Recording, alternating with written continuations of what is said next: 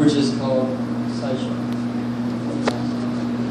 near to the parcel of ground that Jacob gave to his son Joseph. Now Jacob's well was there.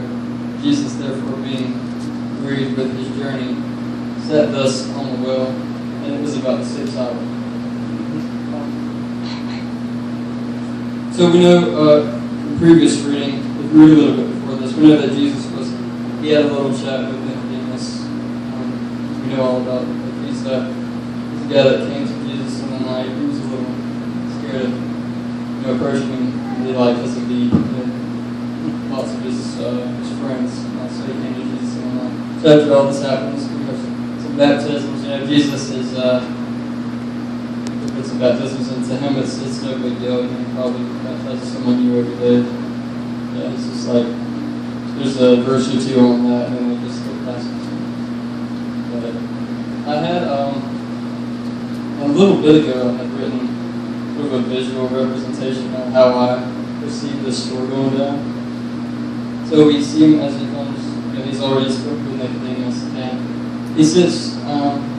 It says he's tired, and he sits by the well, and he sits rubbing his red and his calloused feet, and he's using his peripheral vision. This young lady who had looks of worry and guilt written on her face and wrinkles.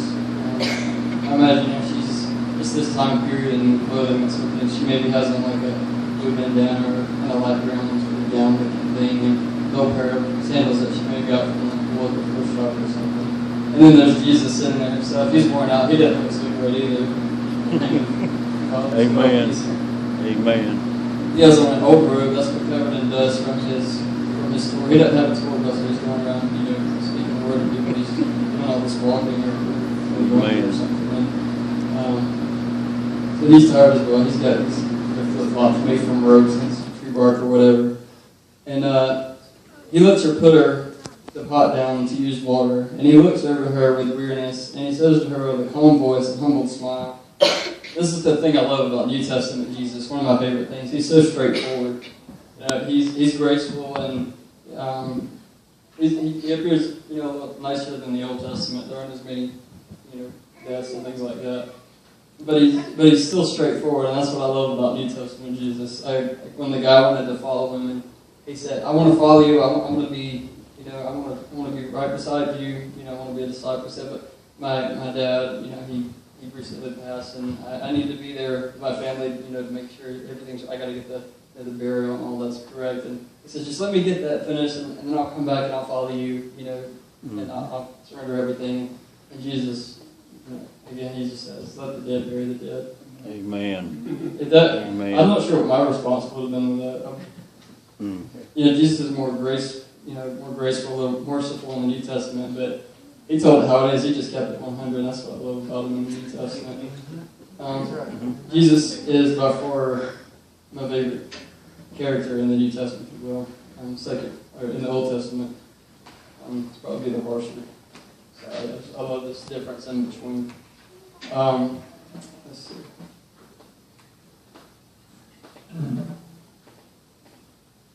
Okay, so we were at 6, and it says, "There cometh a woman of Samaria to draw water, and Jesus said unto her," just very straightforward, he says, "Give me to drink." He said, "Give me some." And this Samaritan woman, she's not given a name. I like to just, give characters faces. It's hard for me to read things and I don't have a connection with characters, so I just give them names. And I'm not sure what Samaria was like. I'm sure it was more like I like to picture it was more of an ethnic place or something. So maybe her name was like Shaniqua or something. We're just going to call her. That's the best I can come up with. So she looks at him and she's like, Amen. Well, Samaritan woman, she looks around to make sure she's not incorrectly responding. When you see someone at a restaurant or something and they're waving and you're like, "Oh, hey." And you're like,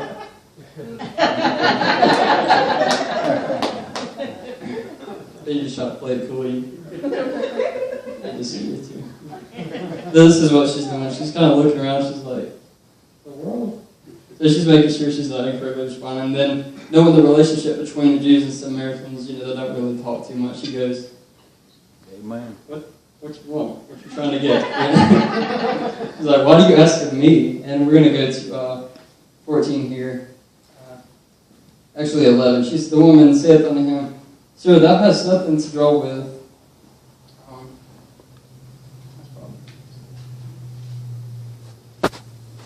I'll just bear with me. We're getting somewhere.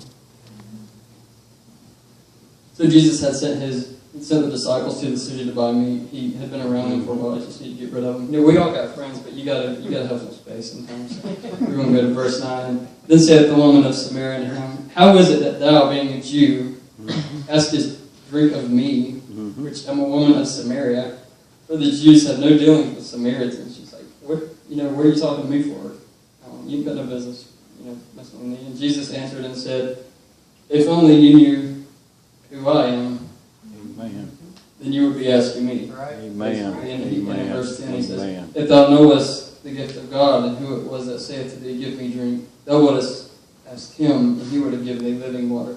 Yes. So he's already straightforward. He doesn't even ask her for a drink. He's like, give me something. Mm-hmm. So he's kind of pushing past social boundaries, and she's already a little uncomfortable. Then he's talking to someone.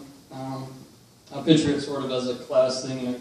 Jesus may appear as a higher class, and she kind of feels like she's below her or whatever. And so he's kind of pushing her buttons a little bit, and she doesn't have much understanding of what he's talking about. And of course, we know he's talking about new covenant salvation. Let's see, we're going to go to 11. The woman saith unto him, Sir, thou hast nothing to draw with, and the well is deep. From whence then hast thou living water? She's like, you want water of me, and in return you're going to offer me something, but you don't have anything. It's just you and your dusty flip-flops. You don't have anything. And she said, and then he's pressing her buttons already. She's upset with him. She goes, Art thou greater than the father of Jacob, which gave us the well and drank therefore himself? This is a respected well. This is like a memorial for them. She's like, Are you better than this? And he says, Whosoever drinketh of this water shall thirst again, but whosoever drink of the water that I shall give him shall never thirst again, but the water that I shall give him shall be in him a well of water springing up into everlasting life. Amen. Yes, sir. That's beautiful.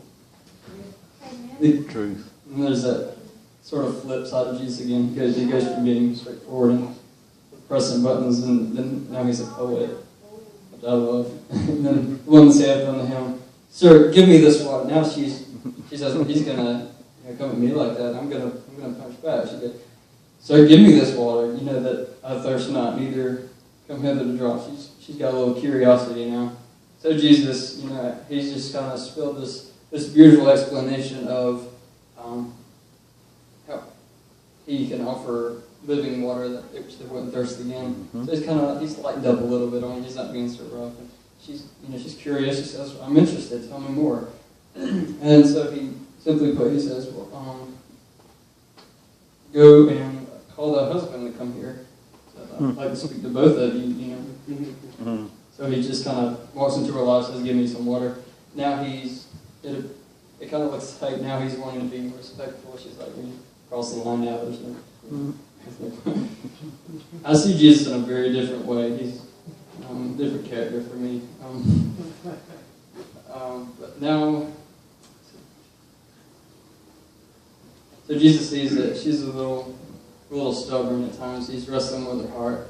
He gets her to fetch her husband, and I imagine the Samaritan woman looking back and forth, and she kind of replies uneasy, because we all have things in the past that we're either ashamed of, which didn't happen, things that shouldn't have happened, things like that. And she just says, I'm unmarried, and Jesus says, you've answered correctly. He proceeds to tell her of her marriage history. You don't do that, okay? If you're in discipleship, if you're taking maybe a course or something into walking in the footsteps of Jesus, this would probably be one you want to skip. If you were trying to outreach somebody or witness, you don't really want to go up to them and just spell out while their friends are around. You don't want to be like, hey, I know your internet history, or I know what you did last week, or whatever. But Jesus was different. He's cool like that. So, for thou hast had 5 husbands. He blew it. He's done. So he says, thou hast 5 husbands, and he whom thou hast now is not even thy husband. He said, you've had 5 husbands, and the one you're with now isn't even your husband. And in that saidest thou truly. So this poor lady, I don't know what Shanique was thinking at this point. This woman, she says unto him, Sir, she's thinking for a minute, she's like, what's going on? You know, she don't have a phone where she can call the police to get this guy over here. She's like, what am I going to do? Seriously, what's up? And she goes, oh wait, I think I know what's going on here. She says, I've heard about you kind of people before. You're a prophet, right? You're a prophet.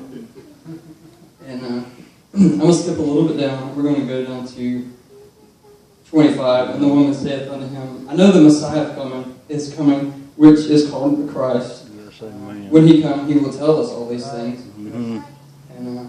And Jesus tells her that this is the part, if you're Yes, this is the big amen. climax of the story where it all falls apart or comes together, however you look at it. And the lady readjusts her and then uneasily replies that Jesus the Messiah will come and tell her these things. And we reach this great climax of the story, and Jesus finally tells her that, he says, I'm the Messiah.